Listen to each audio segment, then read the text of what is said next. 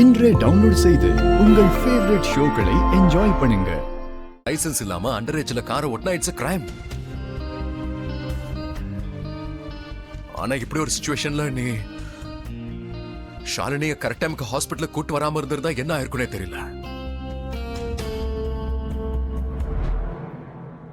அப்பா, நான் ஷாலினியோட உயிரை காப்பாத்திட்டேன். ஆனா என்னால வேற ஒரு உயிருக்கு ஆபத்தாயிடுச்சு.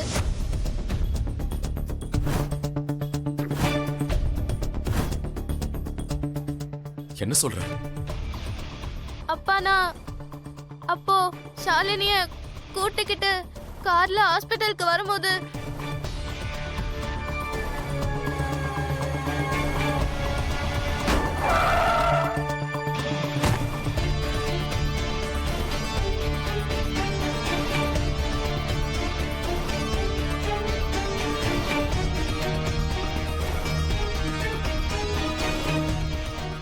என்ன?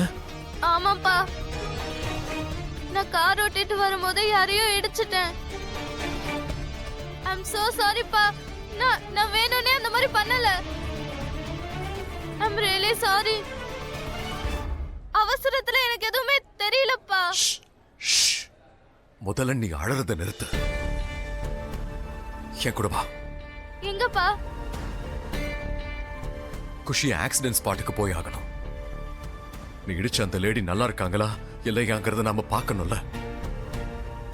அவங்க உயிரோட இருக்கணும்னு கடவுளை வேண்டிக்கோ. இல்லைன்னா ரொம்ப பெரிய ப்ராப்ளம் ஆயிடும் குஷி. பெரிய ப்ராப்ளம் ஆயிடும். கம் ஆன், வா கிளம்பலாம்.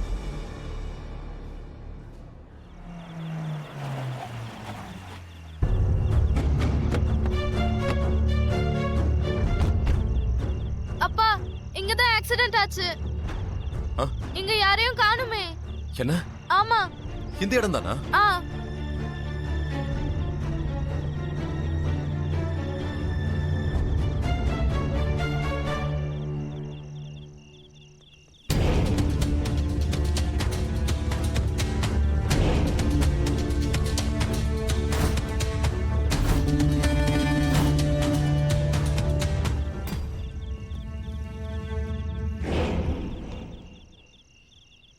குஷி, இங்க யாருமே இல்லையே.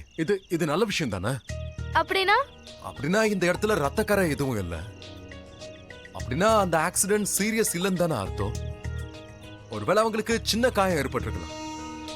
அண்ட் அந்த லேடி யாரா இருந்தாலும் அவங்கள டைமுக்கு ஹாஸ்பிட்டல் கூட்டு போயிருக்கலாம். அவங்க இப்ப நல்லா இருக்கலாம். ஐ விஷ் அப்படிதான் இருக்கணும். ஆனா விஷயத்தை தெரிஞ்சுக்கிறதுக்கு நாம போலீஸ் ஸ்டேஷன் போயாகணும். நீ என் கூட வா. போலீஸ் ஸ்டேஷனா? இல்லப்பா, கார் ஓட்டிட்டு வந்து யார் மேல இடிச்சிட்டேன்னு தெரிஞ்சா போலீஸ் என்ன அரெஸ்ட் பண்ணிடுவாங்க. இல்லப்பா, நம்ம போலீஸ் ஸ்டேஷன் போக வேண்டாம்.